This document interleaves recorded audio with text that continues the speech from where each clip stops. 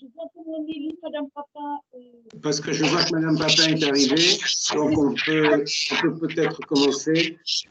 Donc, Madame la maire, vous voyez qu'il y a le maire de Rabat, le maire de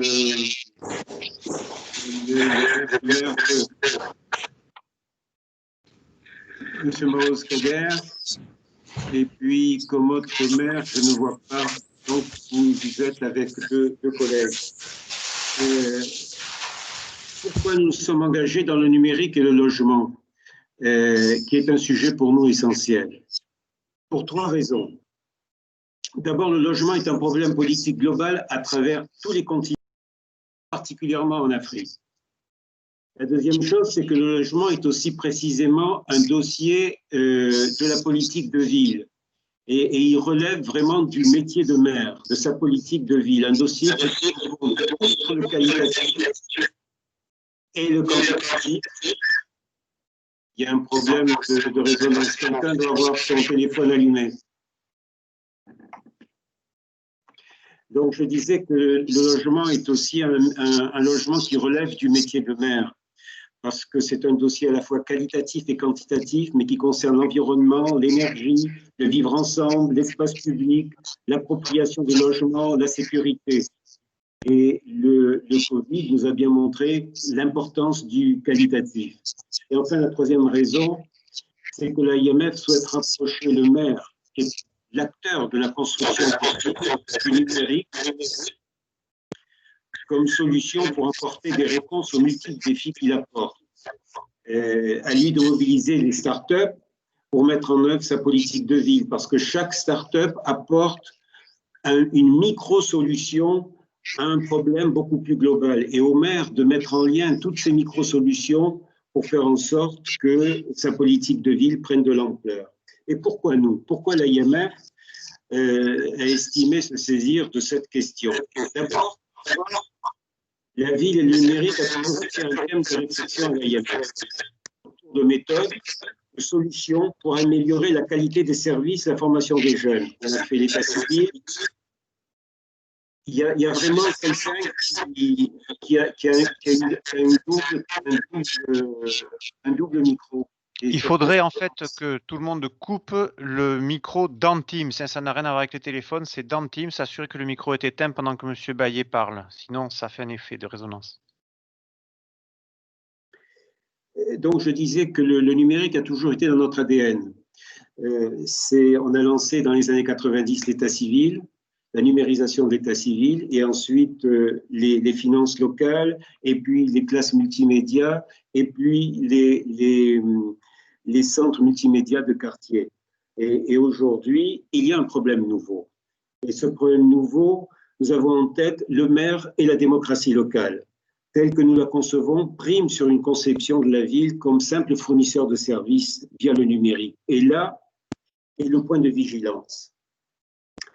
Or, la ville, comme le numérique, depuis des années, est soumise à de grands défis. Les défis sécuritaires, le défi économique, les défis environnementaux, les défis migratoires, les défis sanitaires. Et cette accumulation des défis, certains ont voulu le résoudre avec le numérique, et certaines sociétés qui gèrent le numérique ont eu tendance à s'approprier ces problèmes et à leur apporter une solution en déconnectant les maires.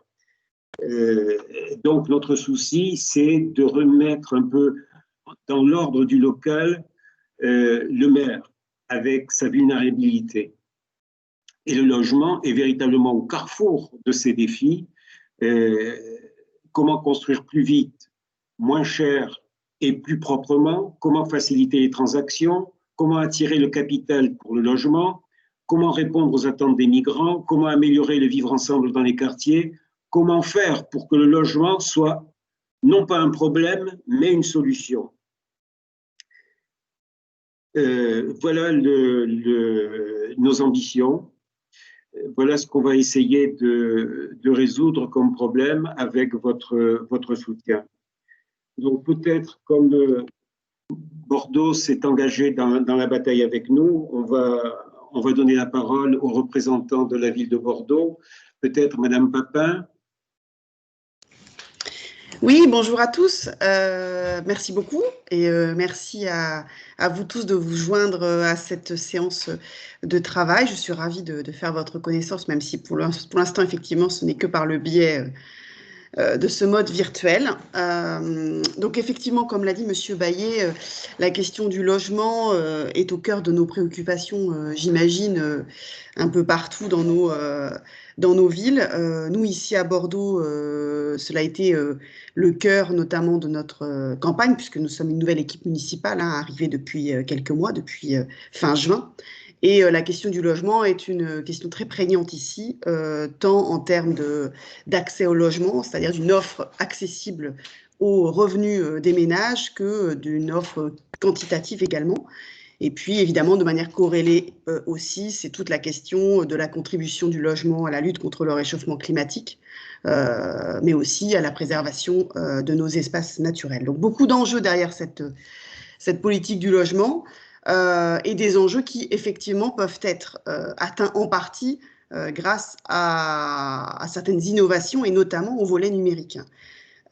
Mais comme l'a rappelé M. Bayet, effectivement, il y a derrière cela aussi l'enjeu on va dire de la maîtrise publique aussi de cette politique numérique et de cette coordination de toutes ces innovations qui sont possibles et qui peuvent nous aider, mais à condition bien sûr de répondre aussi à nos objectifs en tant que responsables locaux, qu'élus locaux, et toujours au service bien sûr de l'usager et du citoyen, puisque c'est bien là notre objectif.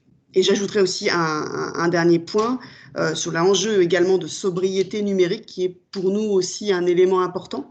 C'est-à-dire que le numérique est un outil extrêmement utile et pertinent, mais effectivement à condition aussi qu'il reste un outil au service de nos politiques publiques et un outil utilisé avec pertinence, dans sa zone de pertinence, et toujours en ayant en tête cette question de sa sobriété, puisqu'on le sait, le numérique est un levier aujourd'hui qui a un impact conséquent en termes de consommation énergétique et effectivement, au regard des enjeux de maîtrise de nos consommations énergétiques et de lutte contre le réchauffement climatique, c'est un volet qu'on ne peut pas totalement occulter non plus.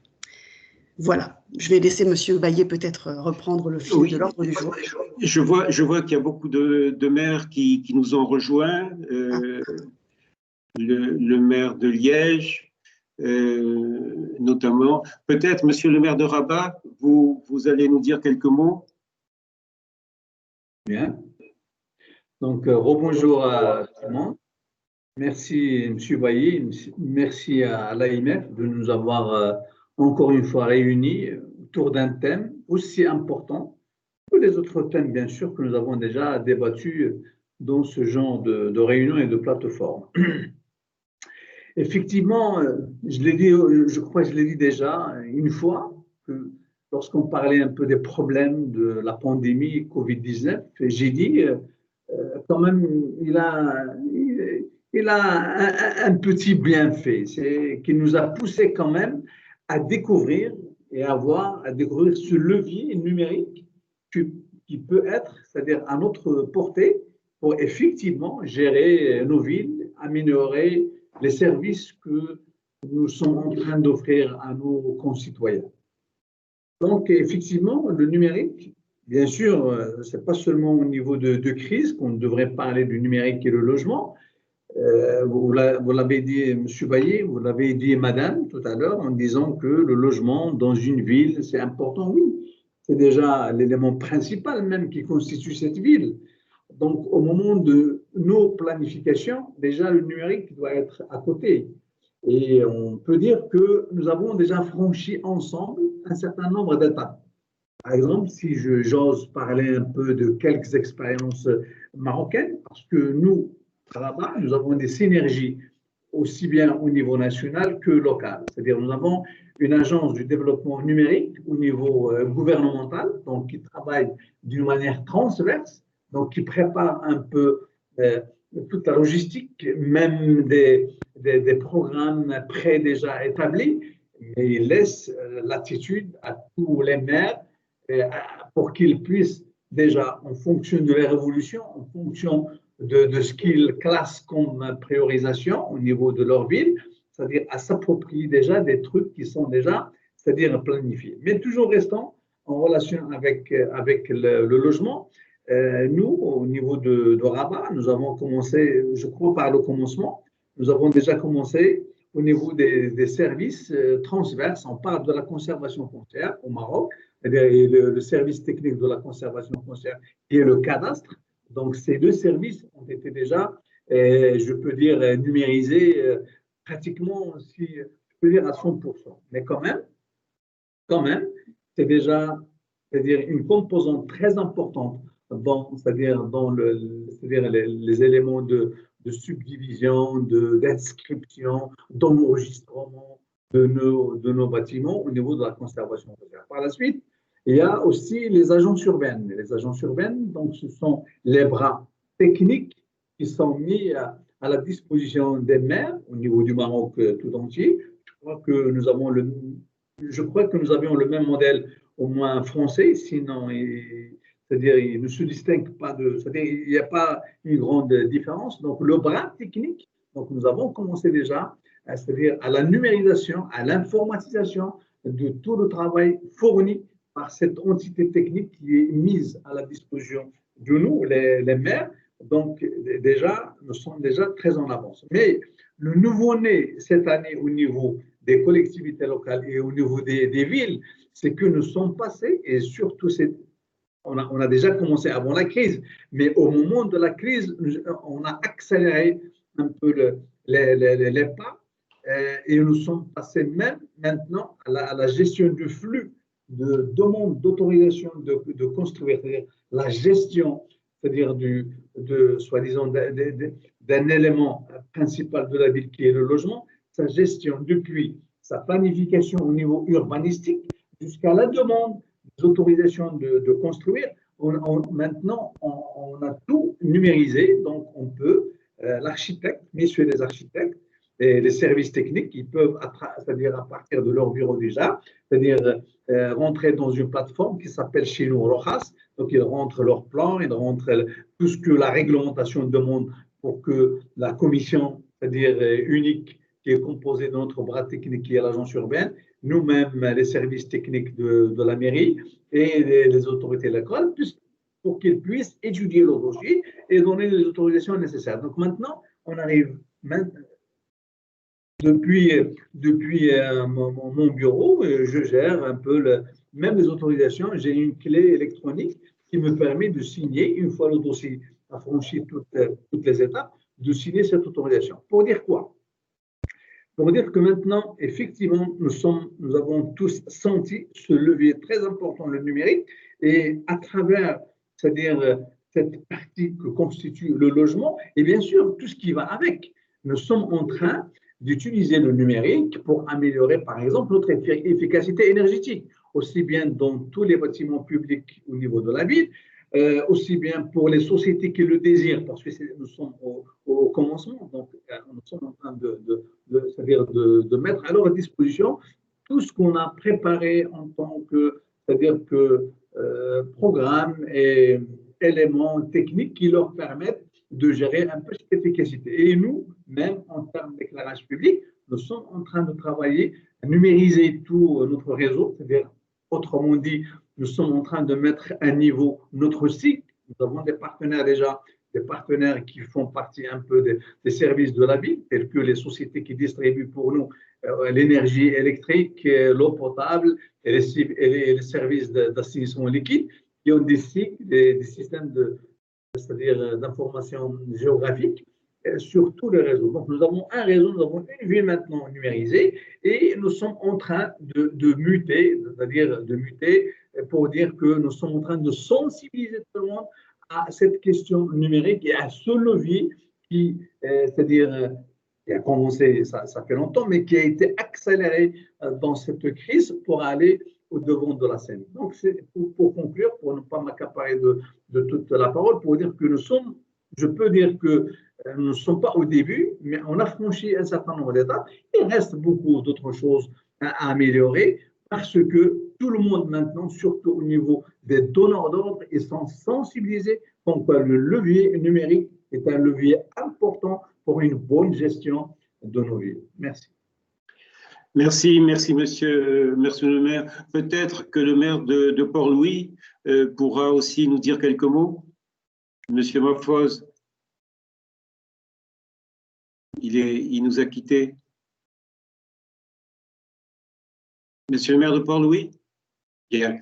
On va demander à monsieur, s'il est là, monsieur Mathieu Mangin.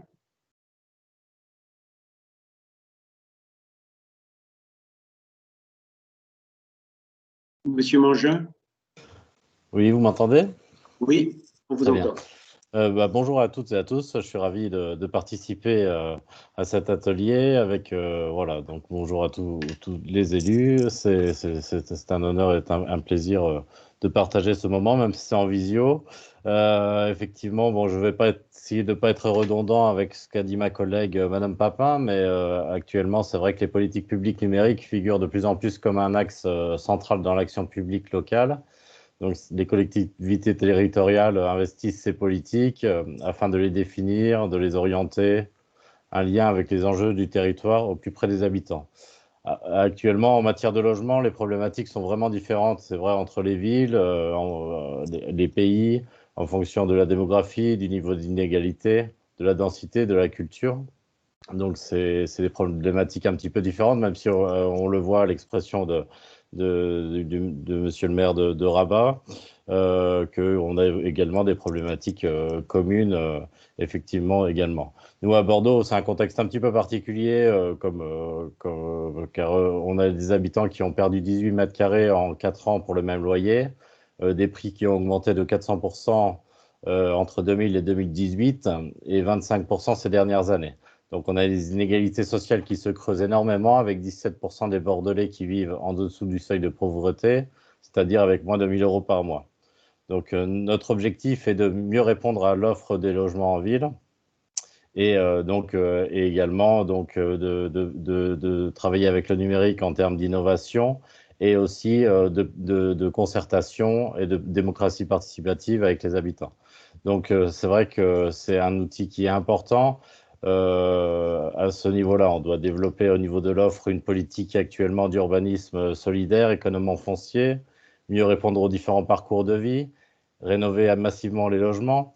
Donc pour cela, c'est vrai que le numérique va jouer un rôle considérable et croissant dans la mise en œuvre de ces politiques publiques, notamment.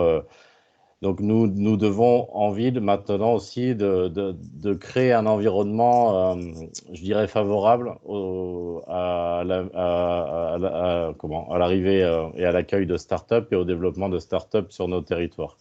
Là, actuellement en France, on se classe deuxième ville, deuxième métropole pour accueillir les start-up pour un environnement favorable. C'est vrai qu'ils ont actuellement, on a été classé French Tech.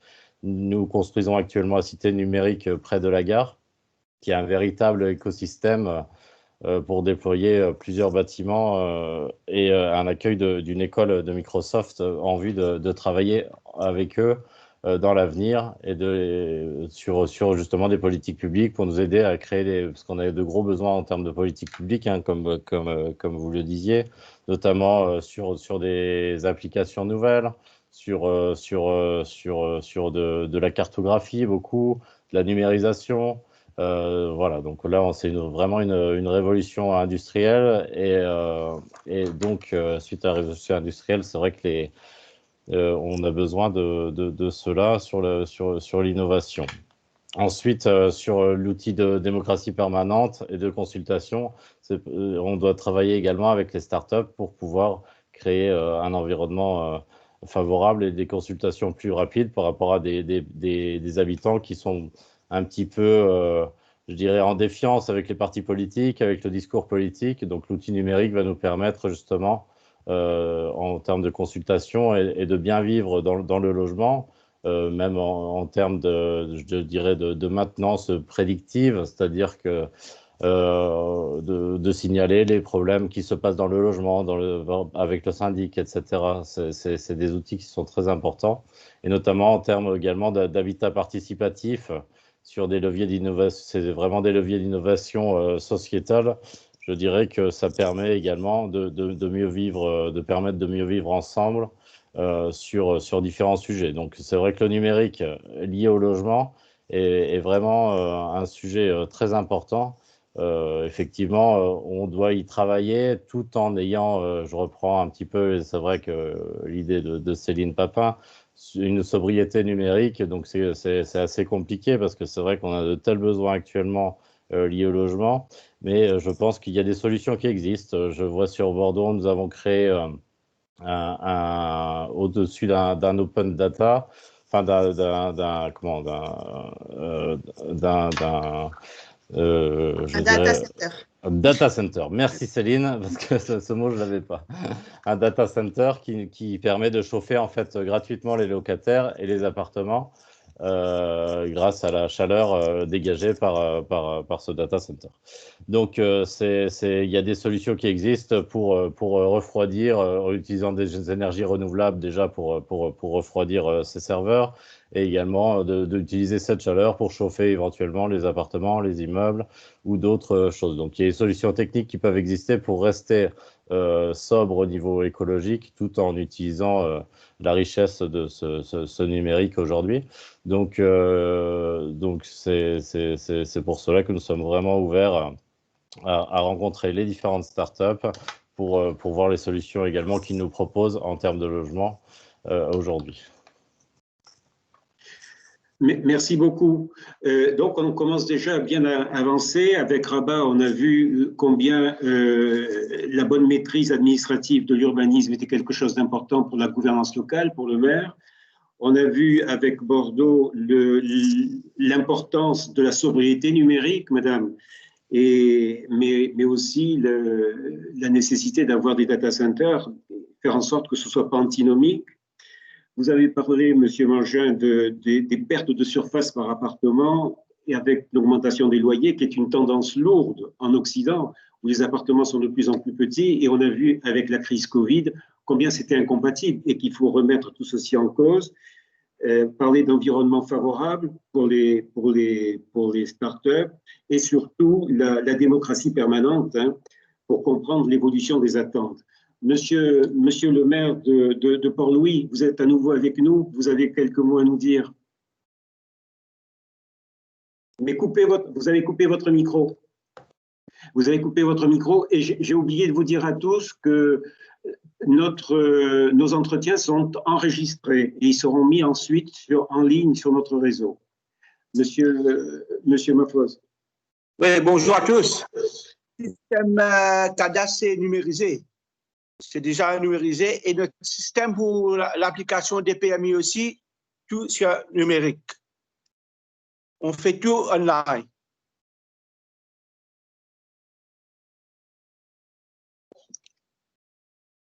Allô?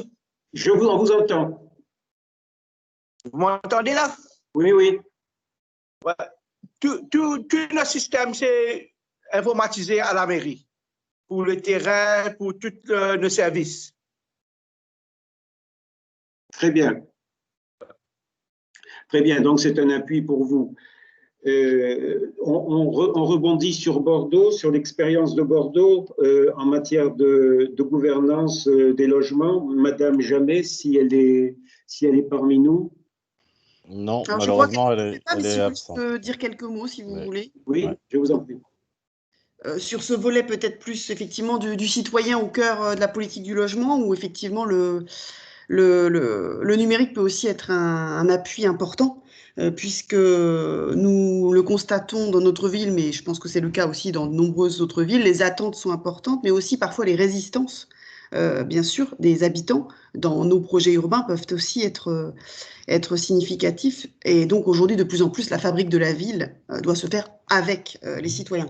Et je voudrais peut-être juste évoquer deux par exemple, pistes de travail qu'on a déjà lancées ici à Bordeaux.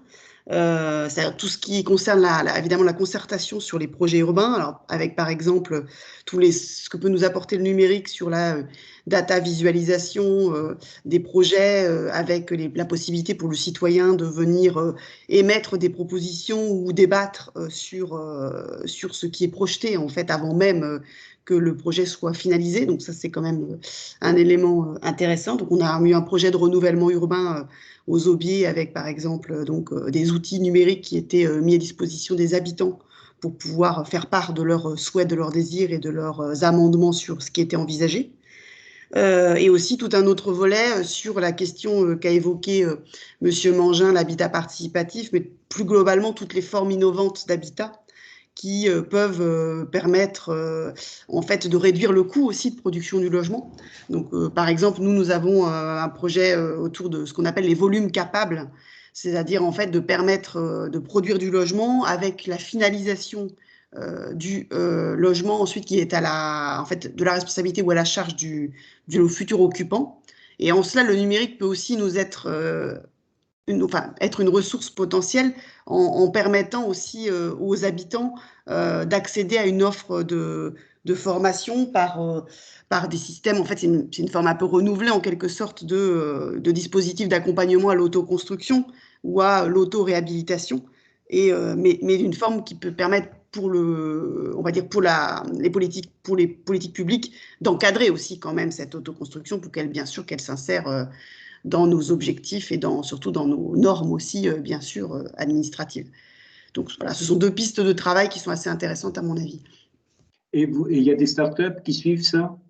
Oui, on a des réseaux de startups sur tout ce qui est effectivement dispositif de concertation et puis aussi bien sûr sur des dispositifs d'accompagnement aux formations dans l'auto-réhabilitation par exemple. Ouais. Ça peut-être Monsieur Bidegain, qui, s'il est là, qui connaît bien le réseau de start-up bordelais, il pourra peut-être probablement compléter. Allons-y, Monsieur Bidegain. Il n'est pas là. Ah, il n'est pas là. Il n'est pas là. Monsieur Mulot, vous avez quelque chose à nous dire sur Port-Louis? Oui, juste pour ajouter dans ce que le maire a dit, c'est-à-dire pour les applications pour les PMI, comme il a dit, c'est fait directement en ligne. C'est-à-dire même les PMI sont approuvés et la personne ne doit pas venir, le citadin ne doit pas venir à la mairie pour faire tout. Il peut à la maison faire tout et il a son PMI quand son PMI est approuvé en ligne et c'est contrôlé aussi par le gouvernement central. C'est-à-dire il y a 2 semaines à approuver un PMI. Alors, s'il n'est pas satisfait, il y a un contrôle au niveau central et au niveau local pour le contrôle, c'est-à-dire pour approuver et donner des PMI aux citadins, les faciliter pour les développements résidentiels, commerciaux, industriels, tous. Ça, c'est 100% numérisé au niveau de la mairie. Voilà. Et le système de terrain, c'est-à-dire les terrains de l'île Maurice, tout c'est sur un système numérique. Et à la mairie, on peut avoir, il y a un genre d'identification de tous les terrains de l'île Maurice dans un système numérique. Et le système est là à la mairie et on peut faire une vérification d'un terrain directement en ligne d'après le système. Voilà, je voudrais ajouter ça. Merci. Merci. Pour nous présenter peut-être les techniques de BIM, les Building Information Modeling sur Bordeaux, est-ce que vous avez un intervenant qui puisse nous éclairer sur ce sujet? Monsieur Mangin, Madame Papin?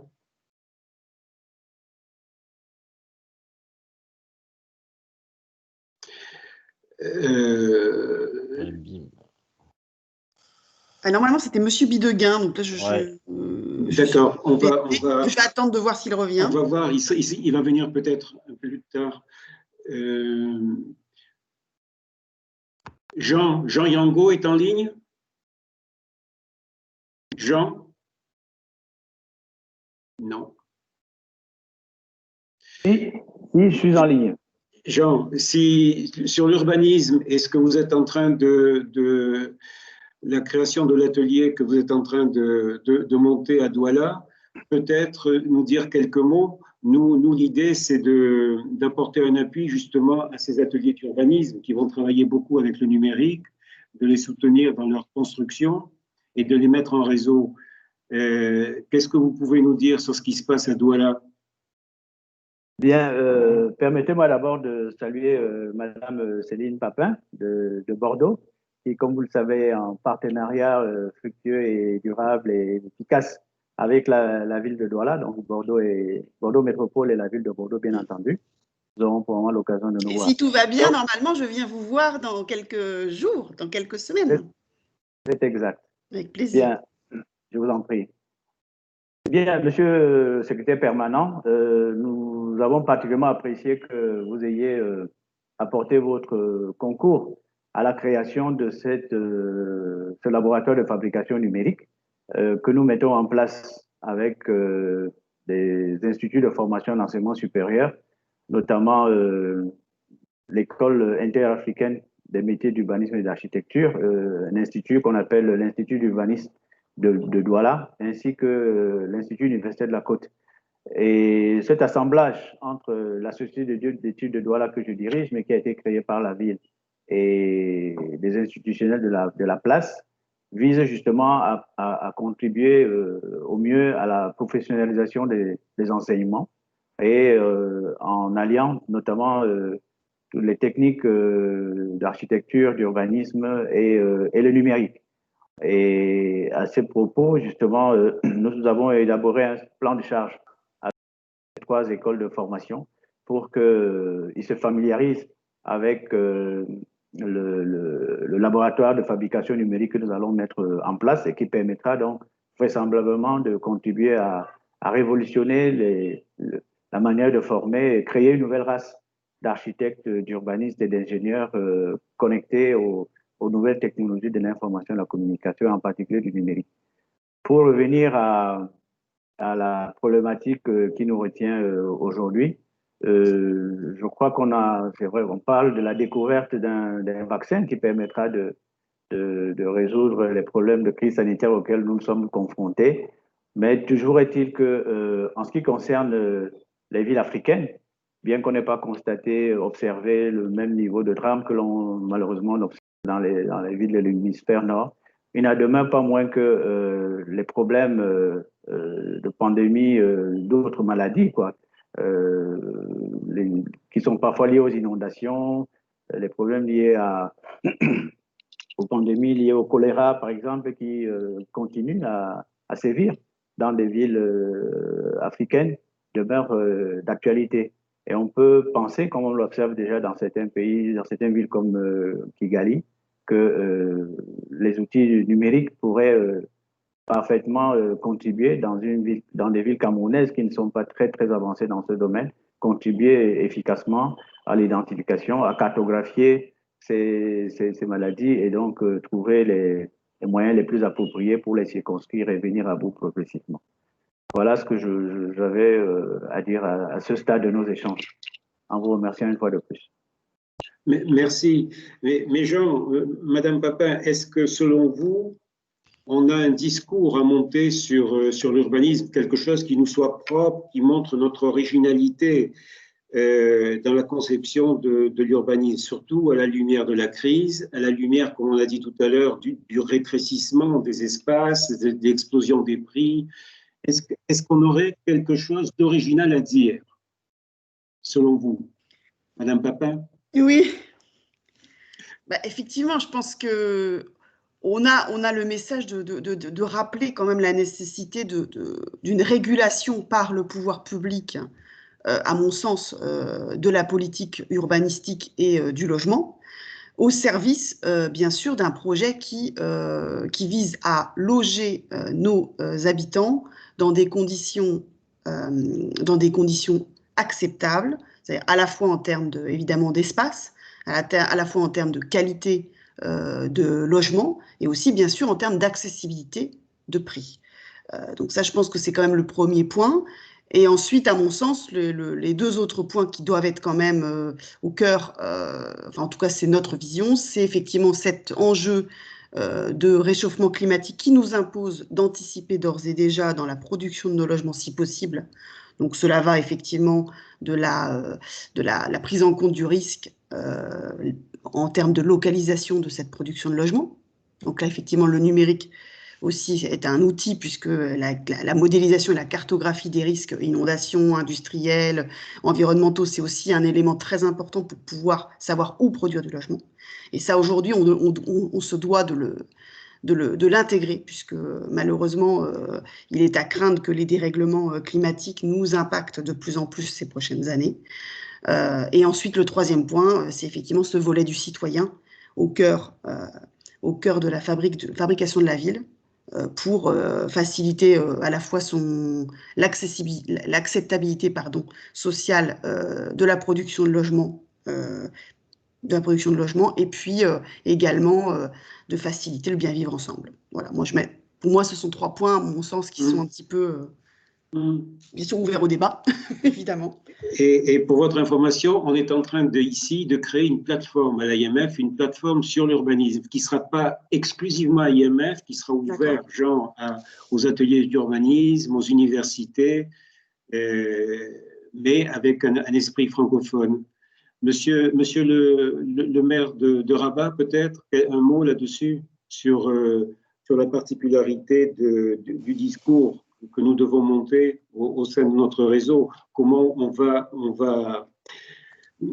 va définir notre démarche, notre appui en matière d'urbanisme, selon vous? Merci, M. Bailly. C'est simple. D'ailleurs, avec ces 4 ou 5 interventions de ce matin, c'est-à-dire, je vois que déjà, la partie sensibilisation, c'est-à-dire, on l'a tous dépassé.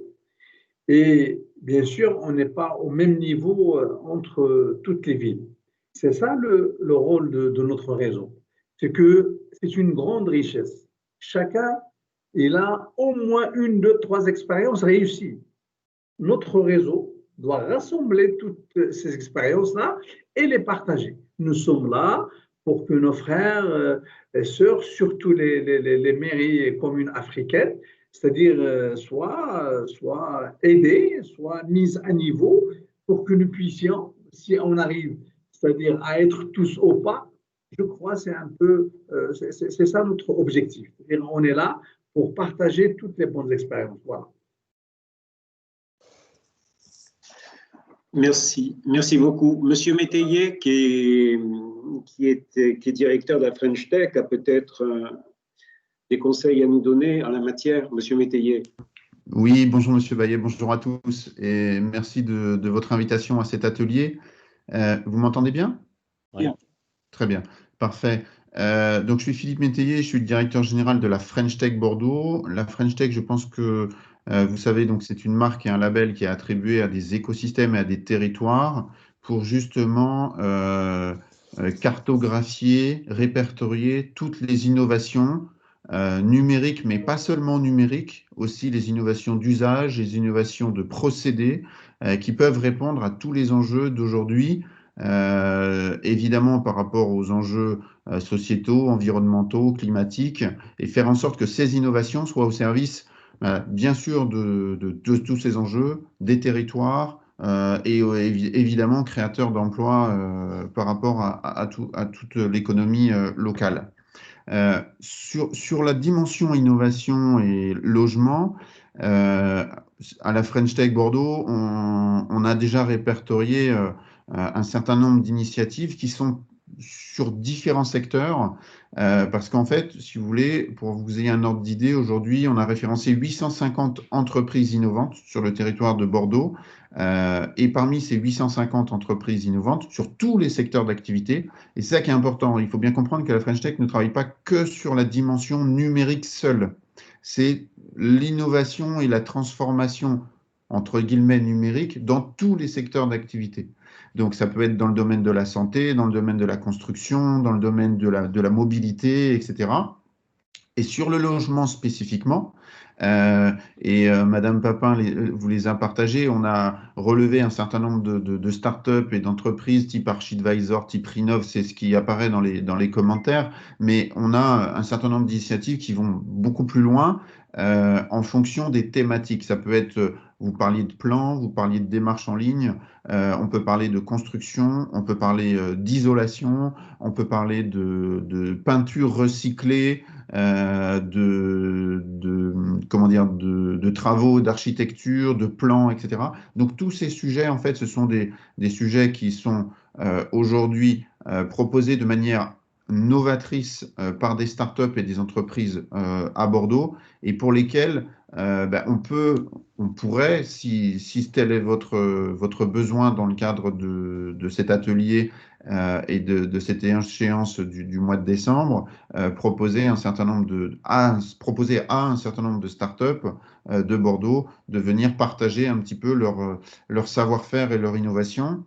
Aujourd'hui, moi, je suis à votre écoute pour savoir dans quelle mesure vous souhaitez qu'on les contacte ou qu'on ne les contacte pas en fonction de vous, vos agendas et le process très concret que vous souhaitez mettre en place pour contacter ces entreprises et bien sûr pour les partager parce que c'est ce genre d'initiative qui permettra de faire comprendre aussi quels sont les leviers pour vivre en accord avec tous ces enjeux, mais aussi pour que ce levier numérique soit aussi évidemment, et c'est important, créateur d'emplois sur tous nos territoires respectifs, évidemment. Merci, mais dites-nous comment vous travaillez avec la mairie de Bordeaux. Donc, au fond, vous avez recensé toutes les startups qui, chacune, comme je le disais, apporte une micro-solution. Mais après, il faut mettre tout ça en harmonie. Et je pense que c'est la ville enfin, je suppose que c'est la ville. Alors, comment vous faites pour travailler ensemble? En fait, c'est la ville qui passe commande, c'est vous qui suggérez? Alors, en quelques mots, le label French Tech, il est porté par une association que je dirige, qui est l'association French Tech Bordeaux, et la ville de Bordeaux et la métropole de Bordeaux sont membres fondateurs de l'association French Tech Bordeaux. Donc, il y a déjà une relation de proximité très importante entre les collectivités locales et nous, notre structure French Tech Bordeaux qui porte et déploie ce label French Tech, qui est un label national attribué par l'État à des écosystèmes locaux. Petite parenthèse quand même pour tous les maires connectés, ce label, donc il a été attribué à une cinquantaine d'écosystèmes en France, mais aussi à une cinquantaine d'écosystèmes à l'étranger, c'est-à-dire dans des villes francophones à l'étranger. Donc, je n'ai pas la liste, je ne connais pas tout le monde qui participe à cette visio, mais probablement certains maires ont leur propre ville labellisée French Tech. Donc déjà, ça fait partie d'un même réseau. Ensuite, je pense que en fonction des thématiques souhaitées, que vous souhaitez aborder plus précisément, moi, je peux repérer parmi ces 850 startups que l'on connaît, que l'on suit, je peux vous proposer quelques noms de startups qui ont des innovations qui correspondent à ce que vous souhaitez mettre en valeur, mettre en avant ou partager. Mais j'ai envie de dire, il faut juste que vous m'indiquiez un petit peu les grandes directives, les grandes priorités, les éléments que vous souhaitez mettre en avant. Et moi, je vais chercher parmi ces startups lesquelles seraient intéressées.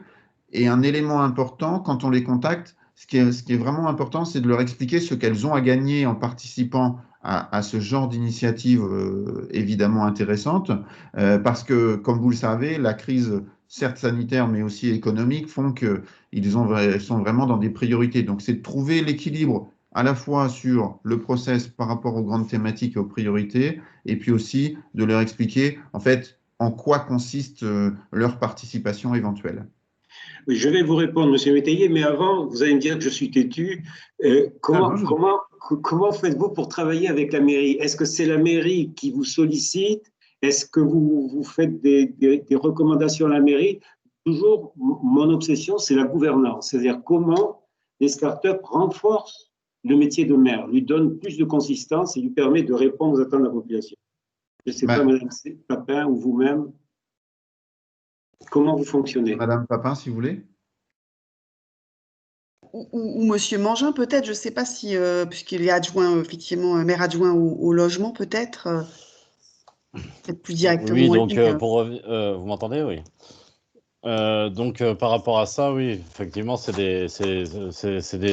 fonctionne de manière. Bon, après, ça dépend des pays et des villes et du droit, parce que c'est vrai que c'est c'est des dossiers qui sont assez techniques. On parlait tout à l'heure justement de tout ce qui était politique d'urbanisme, etc. Donc, c'est vrai que même si les objectifs peuvent être les mêmes, après, les moyens vont être différents pour les mettre en place.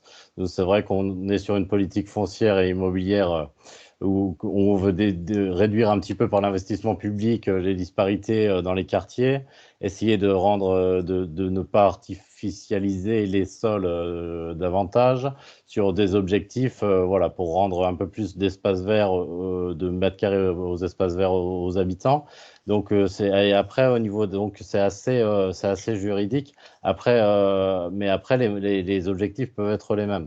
Après, sur la participation des startups sur ces projets-là, nous, là, actuellement, sur Bordeaux, on fonctionne comme nous l'impose la loi, hein, par des appels à projets et après des sélections en fonction, effectivement, voilà, des besoins de la ville de Bordeaux. Mais Monsieur Mangin, ce que je voulais dire au fond, est-ce que dans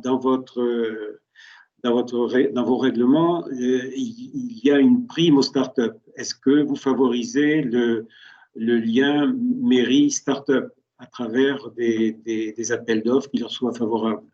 C'est ça en réalité. Oui.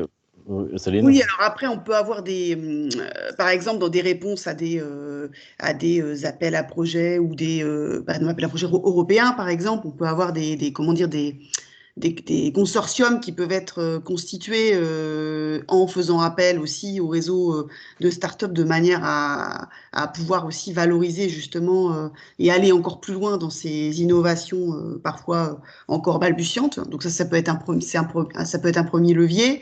Ensuite, effectivement, de manière un peu dérivée, ça peut être aussi tout ce qui est la valorisation des expérimentations qui peuvent être conduites par les bailleurs sociaux, par exemple, qui peuvent être en lien, eux, de manière directe avec les startups et que nous, on incite fortement, bien sûr, à utiliser ce réseau de startups et leur process parce qu'effectivement, c'est parfois plus simple de fonctionner de cette façon-là que de manière directe, de part aussi, comme l'a expliqué Monsieur Mangin, les réelles, enfin pas contraintes, mais en tout cas notre cadre juridique qui parfois est un peu rigide par rapport à la possibilité d'expérimenter et d'innover, on va dire.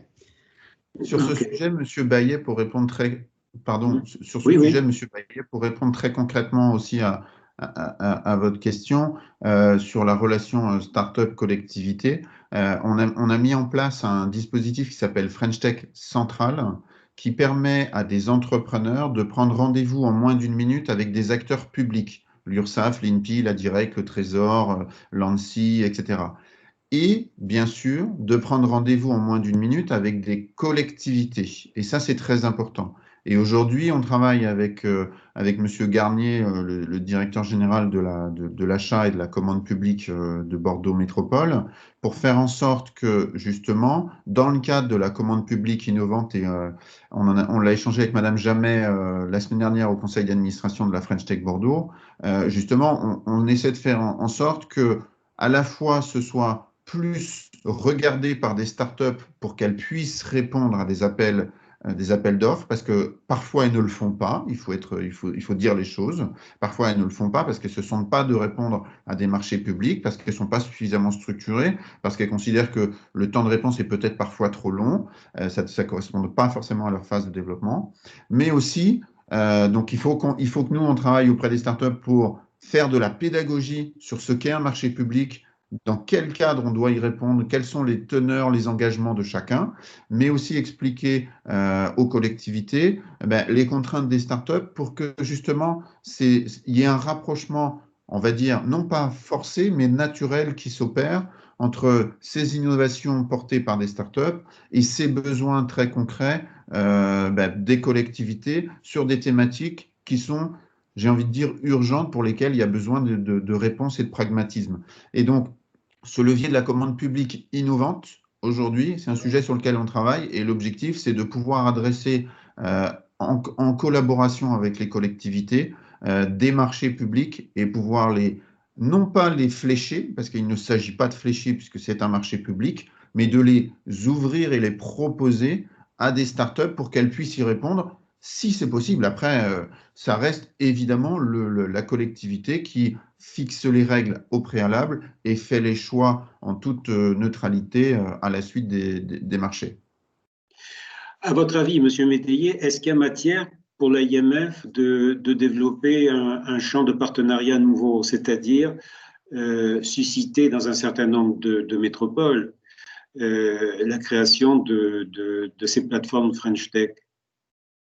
Alors ça, c'est vraiment un levier majeur, me semble-t-il, dans le sens où et c'est ce qu'on appelle le décret, enfin en France, sur les marchés innovants, c'est un décret qui, en fait, permet à des startups de répondre. Alors, j'ai plus les sommes exactes, je voudrais pas vous dire de bêtises, mais je crois que le seuil maximum sur la commande publique et innovante est, me semble-t-il, de 100 000 euros. Je crois que c'est cet ordre-là. Je ne voudrais pas vous dire de bêtises, mais je crois que le seuil est à 100 000 euros. Ce qui veut dire que si une collectivité propose un marché dont le seuil est inférieur, enfin dont le montant est inférieur à 100 000 euros, c'est une procédure accélérée et une démarche simplifiée pour que des startups puissent y répondre. Enfin, des startups, n'importe quelle entreprise puisse y répondre, mais notamment des startups. Tout ça pour dire quoi? Tout ça pour dire qu'on n'est pas obligé d'embaucher quelqu'un dans l'entreprise pour gérer la procédure et l'administratif pour répondre à un appel d'offres. Parce qu'aujourd'hui, il y a bon nombre d'entreprises qui forcément soit s'organisent et investissent pour avoir des personnes à temps plein qui puissent répondre à des appels d'offres, soit elles ne le font pas et de ce fait, elles se coupent d'un certain nombre d'appels d'offres. Et ça, c'est bien dommage parce que c'est d'abord dommage pour elles, mais c'est aussi et surtout dommage pour la collectivité, les citoyens, tous les enjeux auxquels on doit répondre. Et donc, ça peut être quelque chose qui pourrait être porté de manière plus globale. Nous, on le réfléchit, en tout cas, à Bordeaux, avec Madame Jamet et avec la mairie de Bordeaux et Bordeaux Métropole. Mais c'est quelque chose qu'on peut, si vous le souhaitez, partager avec d'autres villes. À votre écoute, si c'est votre volonté et si c'est la volonté de Madame Jamet, Madame Papin et Monsieur Mangin. Enfin, je veux dire, je suis à votre disposition sur ces sujets-là, évidemment, pour avancer en ce sens. Donc, ça pourrait être un projet de partenariat avec certaines de nos villes qui en font la demande. Donc, pour répondre à votre question tout à l'heure, quelles sont les startups qui pourraient contribuer à notre Assemblée générale?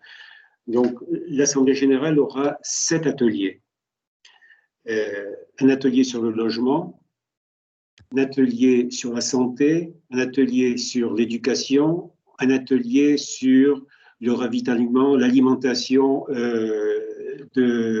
l'approvisionnement agricole des villes et des métropoles, et puis 3 ateliers transversaux sur l'environnement favorable que les maires doivent créer pour que les startups se développent, un atelier sur la gouvernance des données numériques, la data, qui est quelque chose d'important, positif, mais souvent porte atteinte aux droits de l'homme.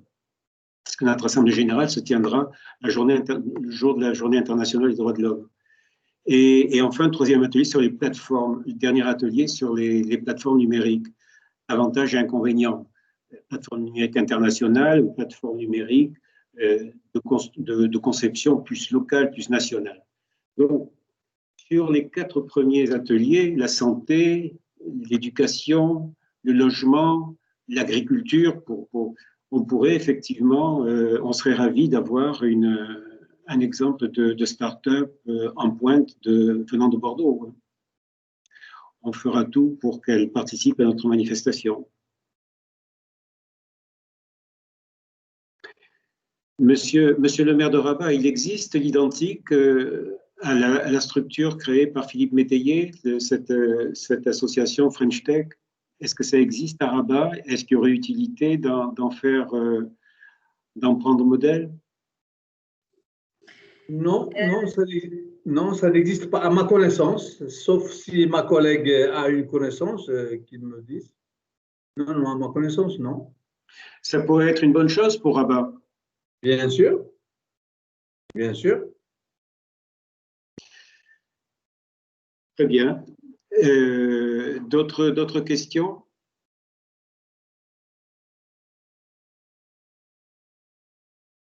Bien, on a fait Jean. Jean, ton micro. Ton micro. Ça y est.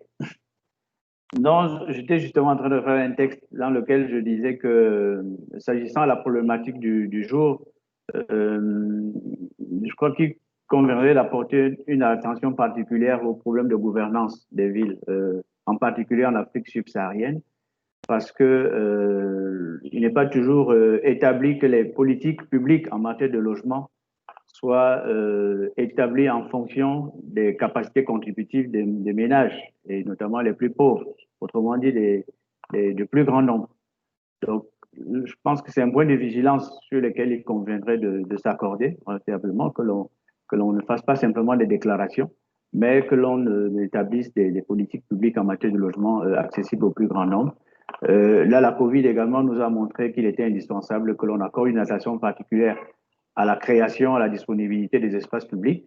Là aussi, c'est une dimension essentielle qu'il faudrait que l'on observe dans nos villes, j'insiste, en Afrique subsaharienne, parce que les déficits que l'on constate sur ce plan ne sont pas toujours la conséquence de l'absence de documents de planification urbaine.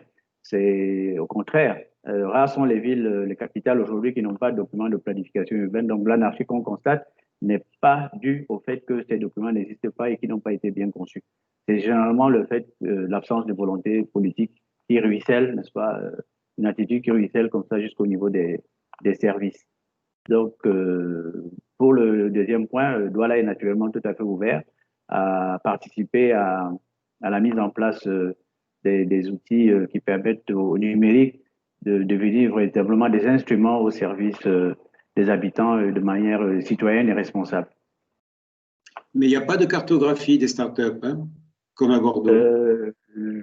Non, pas encore. Je crois que ce sont des informations éparses que l'on pourrait effectivement établir éventuellement avec l'appui de l'AIMF. Je ne veux pas trahir un secret, mais j'ai cru comprendre qu'il y avait une initiative qui se faisait dans ce sens, même au niveau de l'Afrique centrale, si je me souviens bien.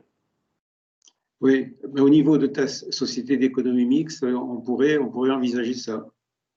Bien entendu, d'autant que les partenaires qui vont participer à l'établissement et au fonctionnement de ce Fab Lab en particulier participent des organismes qui contribuent à la formation, à l'émergence des startups et des start-upers en herbe. Voilà un projet de partenariat entre Bordeaux et Douala. Madame la maire, je vous laisse la parole pour conclure peut-être, puisque je crois qu'on a fait le tour. Merci beaucoup. Donc, je vous remercie à tous d'avoir pu participer à cette séquence. Donc, on voit bien effectivement que l'on partage des enjeux communs et en tout cas, on voit bien toute la pertinence de cette mutualisation d'expérience qui est l'un des principaux objectifs aussi de ce réseau AIMF. Mutualisation d'expérience qu'on retrouve aussi dans le champ privé, hein, puisque comme M. Métayer l'a indiqué, la force aussi, c'est probablement d'unir nos forces, y compris au sein des différentes startups, pour pouvoir permettre la création d'emplois, permettre la réponse aux différents enjeux. Donc, je suis ravie que nous ayons pu commencer à adresser quelques pistes et puis on va continuer à travailler pour pouvoir justement à Tunis, si ça peut se tenir effectivement sur place, je ne sais pas où ça en est, cette question, ou si ça sera en visio, mais en tout cas pour pouvoir continuer à travailler et puis ensuite ouvrir un champ de coopération, là encore, à développer sur ces questions numériques et logement qui nous occupera pendant de longs mois, je pense. Merci beaucoup. Madame la maire, je réponds tout de suite à votre question sur Tunis. On a eu l'accord du ministère de la Santé pour qu'on puisse se rendre à Tunis sans être confiné, à condition qu'on ne dépasse pas 5 jours de présence à Tunis. D'accord. Notre manifestation ne dure que 2 jours. Hein. Donc, il n'y aura aucun problème. Il y a quand même la nécessité d'arriver à l'aéroport avec un test négatif. Oui. Donc, le problème est réglé. Il y aura visio et présentiel. Très bien. Voilà, monsieur le maire de Rabat, on fait une conclusion. Tout va bien? Comme je viens de dire déjà tout à l'heure, l'essentiel pour nous, c'est que notre réseau fonctionne. Et il faut qu'on mette, il faut mutualiser nos très bonnes expériences pour que notre mise à niveau soit identique et être au pas. Voilà. Merci.